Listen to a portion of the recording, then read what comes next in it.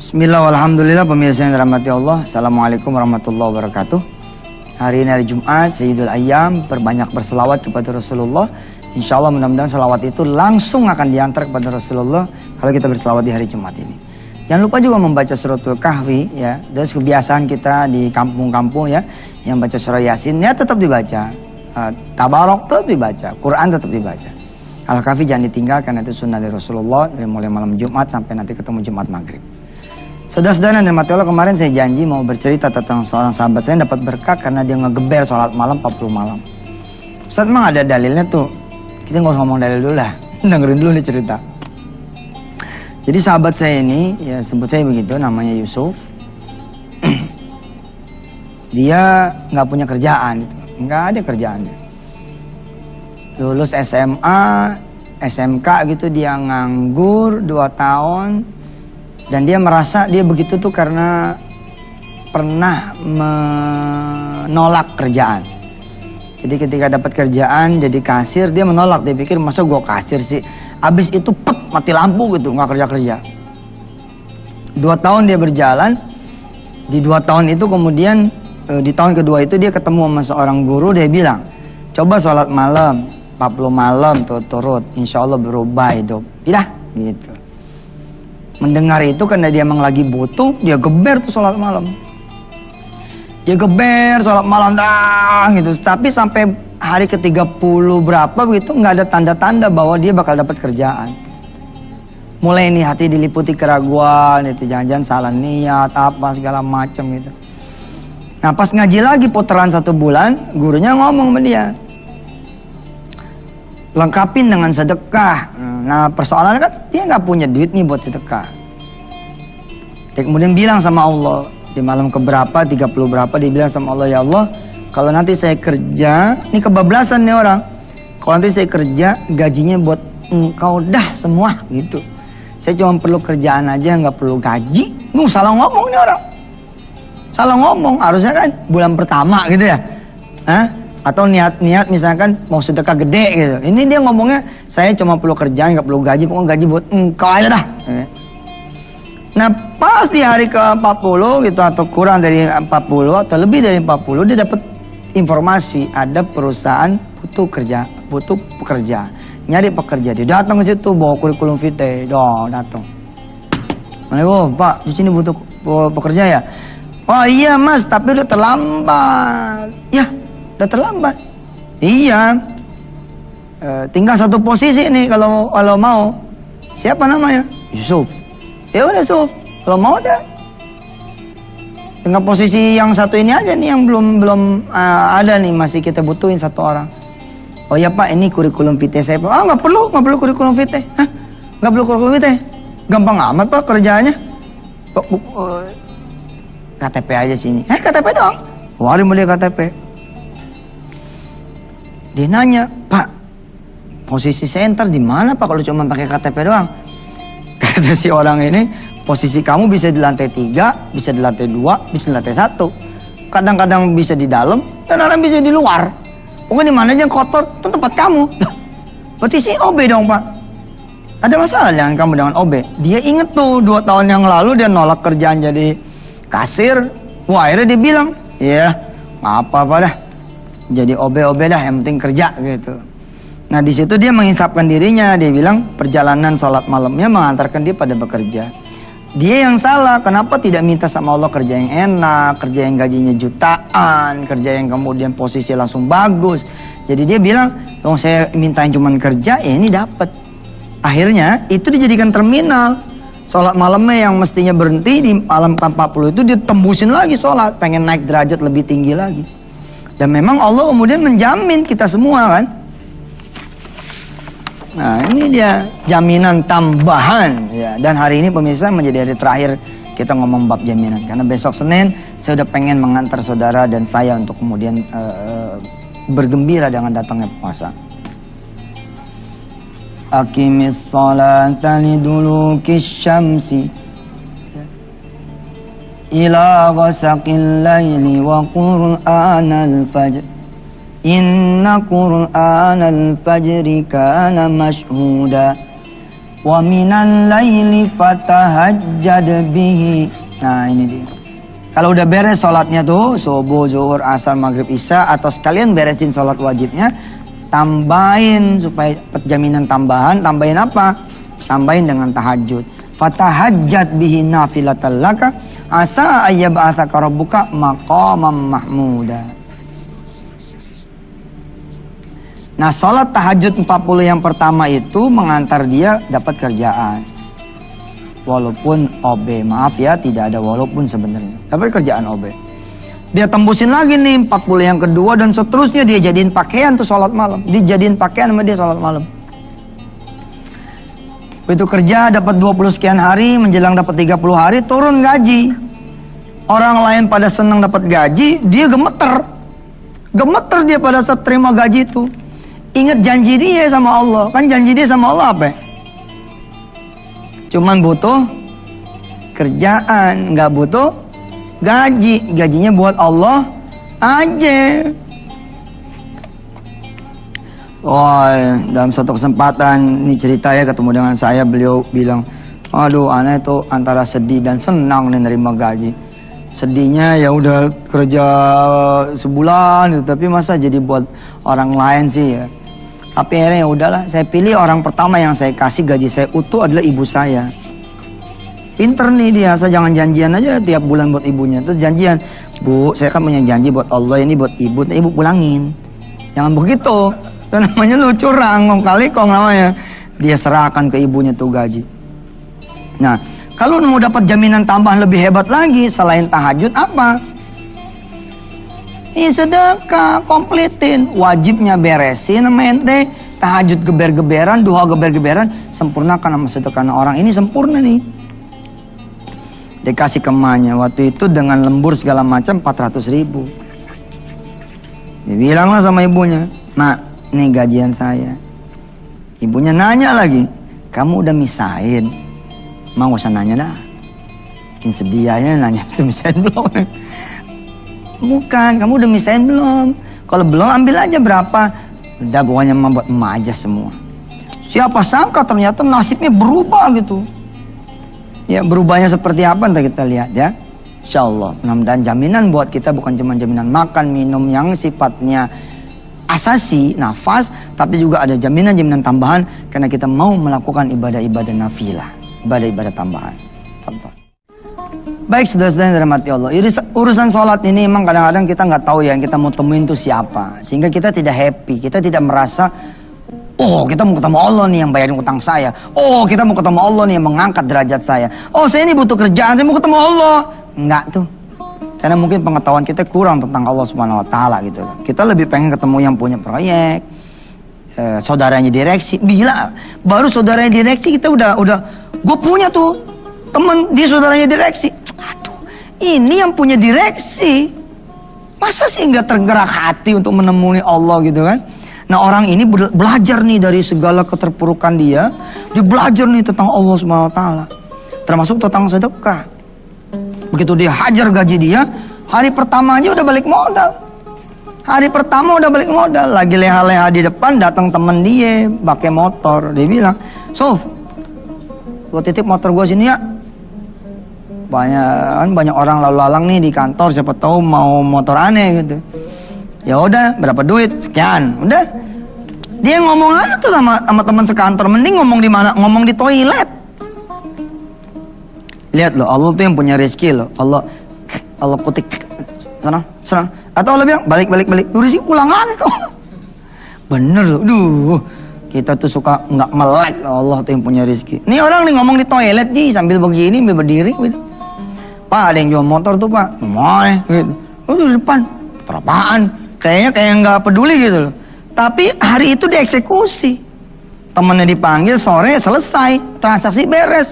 Oh temennya bilang, nih buat ente. Buat ente-nya itu 400.000, sampai nangis tuh dia. Ya Allah balik lagi nih duitnya bilang. 400.000. Terus dia mikir, ibarat dagang baru sehari udah balik modal. Berarti kan 29 hari berikutnya untung tuh. Dia ini sebenarnya udah niat jelek nih sama Allah. Dia udah bilang begini sama Allah. Jadi pada saat menjelang dia mau ngasih mamanya tuh besok paginya, Dia malamnya itu dia doa begini doanya. Ini bertutur dari dia nih. Ya Allah, boleh gak sih diralat janji gitu. Jangan setiap bulan apa buat engkau. Bulan ini aja, bulan besok buat saya gitu. Mau dia ralat, tapi karena dia dapat pelajaran berharga di bulan yang kedua, dia bilang sama saya tuh. Dia suka rajin tuh datang ke pesantren bawain rombongan semobil. Nah yang semobil sama dia itu rata-rata yang sudah mengeksekusi gajinya seumur hidup. Berani gak nih karyawan-karyawan Antep nih? Ya, kerja tapi gaji gak usah dipikirin, buat Allah aja. Berani nggak? Ente sih berani sama Allah, yang ente nggak berani sama bini kan? Tunggu udah milih bini. Masa kerja buat orang, buat kita mana Ustaz? Ustaz mah ada-ada aja. Nih yang ada-ada aja berhasil. Ente lihat tuh. Hah? Bulan hari kedua ada ibu-ibu di lantai 3 apa lantai 2 manggil dia. Beliin lontong gimana teh botol gitu. Ini kan pekerjaan dia, dia pesuruh tau. Nah, beliin lontong, teh botol. Waktu itu lontong toprak sama teh botol tuh dulu cita 3.700. Kembalinya ada duitnya gocap. Kembalinya berapa tuh? 50, 37. Begini aja pakai ngitung coba. 43 ya? Hah? Iya 43.000. Berapa tuh? Gak usah mikir lah, susah.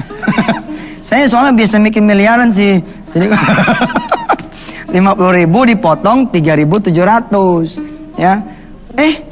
Apa kata si ibu ini? Udah kembaliannya buat kamu. Mikir dia. Ya Allah. Ente coba hitung ya. 400.000 sebulan dibagi 30 berapa berarti sehari? Sehari berapa? Tuh jangan aneh. Ente juga gak bisa ngitung. 400.000 dibagi 30 kira-kira 15.000 lah ya, atau 12.000. Nah dia di hari kedua setelah dia sedekah tuh sama sholat malam di polin, dapatnya berapa coba? 40.000 lebih. Dia bilang subhanallah. Dan hari-hari berikutnya sampai dia bilang, sampai ini teman aneh bilang Yusuf ini, ya Allah Ustaz, rezeki aneh kayak air. Waktu aneh geber-geberan sholat sama sedekah tiap bulan tuh gaji saya utuh, blak gitu. Pokoknya gaji bang. Nggak diambil buat dia. Dia bilang, aneh permisi doang Ustaz, itu jadi duit. Saya bingung, permisi doang jadi duit, hebat amat loh. Cuma ceritanya gini Ustaz, ada orang nih di jalanan, saya permisi bang. Dipanggil sama tuh orang, sini. Ini buat lo, oh permisi tuh begitu dapat duit. Permisi doang dapat duit begitu. Subhanallah, itu bulan kedua penghasilan dia diinget-inget 7 juta. Ngasih 400.000 sama Allah, sama geber-geberan sholat malam, penghasilan 7 juta. Lah manajernya dia sendiri nggak nyampe 5 bos, nggak nyampe 5.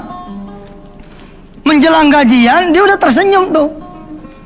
Dia bilang begini, kalau kayak begini nih nggak apa-apa tiap bulan juga nggak megang gaji. Dia bilang yang penting dapat dari tempat yang lain. Dia tiban terus sampai kemudian tahun yang kedua terjadi itu 94, yang kejadian yang berikutnya tahun 96.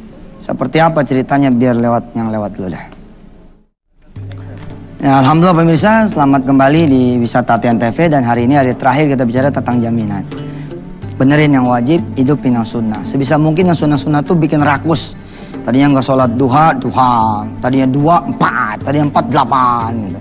Ya, tidak tahajud, tadinya nggak sholat sunnah hajat, tadi tidak puasa Senin Kamis, pokoknya biar jaminannya tuh bertambah-tambah gitu loh. Kan ada orang gini ya, ada jaminan, ada uang gaji tuh ya. Terus ada uang apa lagi biasanya? Transport, ada apa lagi? Makan, apa lagi? Tunjangan bini atau tunjangan anak atau betul lain kan? Karyawan bini atau anak 1 beda kan? Kalau karyawan bini 2 insya Allah dipanggil sama manajer, sini lu, gua aja baru 1, lu 2 lagi. Ini orang dijamin sama Allah dan ditambah-tambah lagi jaminannya karena luar biasa sholat malam dipolin sepanjang hidup dia kerja. Kemudian gajinya gue dipolin bukan 10 kurang 1 tapi 10 dikurang 10. 94 dia berdagang sama Allah, 96 kangtau. Dagang besar 96. Jangan takut Pak, ente sedekah gaji takut sih. Adik saya tuh sedekah gaji total alhamdulillah dipecat tuh. Bener, udah cerita kan saya. Tapi kemudian pindah ke Qatar dia. 7 juta gajinya dia sebar 7 juta kali 12 bulan 84 juta. Udah pindah ke Qatar, digaji di Qatar 124 juta, 125 juta, Masya Allah. Jangan takut, nggak ada yang bakalan tambah miskin karena sedekah. Nah sahabat ini 96 jadi driver nih, udah jadi protokol sih, tapi dia bilang saya mah sopir Ustaz, orang kerjanya cuma jemput-jemput orang doang, tugas saya di bandara jemput orang. Suatu saat dia datang nih Kang taunya, ada orang di belakang duduk, bos lah gitu, pusing mukanya, dia jadi sopir nanya, Pak, Bapak pusing amat kenapa? Orang ini bilang, pengen tahu aja gitu. Ya kali aja Pak saya bisa bantuin. Kamu bisa bantu apa? Dia bilang, ya saya bisa bantu doa Pak. Iya bener juga kata nih orang. Bantu doa, ya. Saya ini lagi jual tanah. Tanah itu mahal, miliaran itu. Miliaran, miliaran. Kita kan ribuan. Ini miliaran. Kita paling banter nih, jutaan gitu. Oh Bapak jual tanah, iya tanah ini saya pengen jual buat tutupin masalah saya gitu. Tapi sampai sekarang belum dapat pembelinya. Terus orang ini bilang, Yusuf ini, kalau saya yang jualin gimana Pak? Lagi-lagi orang ini nanya nih di belakang, ngeciling gitu. Kamu, saya aja direktur nggak ada teman yang bisa beli, kamu lagi. Jawaban nih Madura satu, nih mana Madura nih, saya belajar sama dia. Apa kata ini orang? Saya emang gak punya temen Pak yang kaya, tapi saya punya Allah. Waduh, itu kalimat kalau kata bahasa Twitter, jelek. Pakai tanda seru. Iya, kayak nampol itu, buak gitu. Memang gak ada Pak saya temen, tapi saya punya Allah. Ntar malam saya bangun Pak, saya bilang sama Allah, ntar cariin pembelinya lewat tangan saya. Oh, kalau lewat tangan kamu, ntar kamu saya bagi sekian. Ya udah doain dah. Didoain tuh, dijalanin tuh sholat malam, babat gitu. Subhanallah, hanya sampai 3 minggu apa berapa gitu, ada orang dari relasi Jepang apa itu beli tanahnya ini orang, kemudian dibagi pada tahun 96 1,2 miliar rupiah. Masya Allah. Iyalah 400.000 lu kali 700 kali lipat berapa tiap bulan? Tiap bulan dikali 700 ya. Hari ini belum ngaji ya, apa-apalah ya sekali nggak ngaji. Ya 700 kemudian ditunaikan sama Allah di tahun 96. Nggak ada lah orang nyesel saudara. Tahajud tiap malam. Kenapa sih kita ngantuk gitu ya sholat malam? Karena kita nggak biasa. Insya Allah kalau udah biasa mah, saudara biasain aja. 7 hari 8 hari tahanin aja, tahanin. Ya, ngantuk dikit wudhu. Insya Allah. Ya, kemudian bawa korek api 2. Buat apa coba korek api? Buat ganjal mata. Ya, emang kita nih banyakan molor, udah tahu susah, banyakan molor. Dah ya, cerita jaminan selesai nih. Ya nanti kita perdalamnya di website aja lah, di www.wisatahati.com atau di yusufmansur.com. Nih, lihat nih di layar kaca. Wah, nih editor jangan sampai nggak ada nih, aneh tangannya udah begini-begini, nggak ada lagi. www.yusufmansur.com. Nanti kita bicara tentang tahajud apa segala macam lewat artikel teman-teman itu ya, diupload di sini. Pemirsa, di ujung Jumat ini saya tidak baca Quran memang, tapi inilah Qurannya. Wa minal laili fatahajjat binafilatan laka. Ini surah Al-Isra ya. Baiknya sih saudara baca aja dari ayat pertama sampai akhir. Bagus kok. Nanti sampai ketemu wa minal laili. Pemirsa berdoa ya, mudah-mudahan panjang umur. Senin besok kita sudah mulai membahas tentang motivasi puasa. Doakan Yusuf Mansur mudah-mudahan juga panjang umur sampai kita bulan puasa dan diterima ibadah kita oleh Allah Subhanahu wa taala. Bismillahirrahmanirrahim. Ya Allah, masukkan kami, anak-anak kami, turunan kami, keluarga kami, orang tua kami, istri kami, suaminya para istri ya Allah. Suami para ibu ke dalam orang-orang yang Kau jamin ya Rabb. Jamin keselamatannya, rizkinya, perlindungannya, hingga nanti kematiannya, kewafatannya, kebangkitannya, dijamin juga masuk surganya, ditutup ya Allah, ada jaminan ditutup tuh neraka, bahkan tidak bisa ngelihat, tidak diperbolehkan melihat. Mudah-mudahan ya Allah, kami tidak mencacatkan jaminan yang Kau sudah berikan pada kami. Rabbighfir warham anta khairur rahimin. Walhamdulillah rabbil alamin. Pemirsa, kita tidak punya banyak waktu menjelang Ramadan. Saudara yang belum latihan baca Quran, baca Quran. Saudara yang belum latihan kemudian menahan diri, menahan emosi, tahan diri. supaya nanti pada saat bulan puasa datang yang beberapa hari lagi, insya Allah kita makin enteng. Doa saya buat saudara semua dan doakan saya juga. Wassalamualaikum warahmatullahi wabarakatuh.